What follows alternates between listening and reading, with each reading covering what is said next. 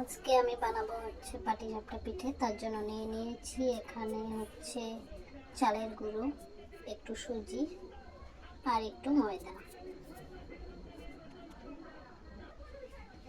এখানে আছে আটা নেই, ময়দা আছে, সুজি আছে আর আছে হচ্ছে চাউলের গুঁড়ো। এখানে আমি দিয়ে দেব হচ্ছে চিনি পরিমাণ মতন, চিনি দিয়ে দিচ্ছি।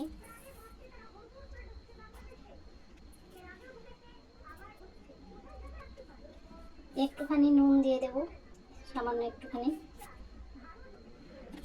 আর দিয়ে দেব হচ্ছে সামান্য রিফাইন তেল, সামান্য দেব, বেশি দেব না। তারপর এখানে দিয়ে দেব হচ্ছে দুধ।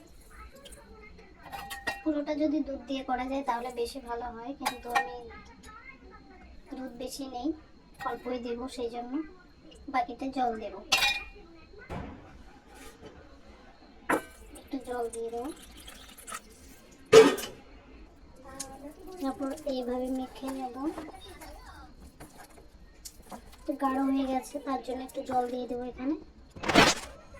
এই দেখো, এইরকম হবে, বেশি পাতলাও না বেশি ঘনও না, ঠিক এই ধরনের হবে। এখন দিয়ে দিব হচ্ছে এই যে এলাচ গুঁড়ো,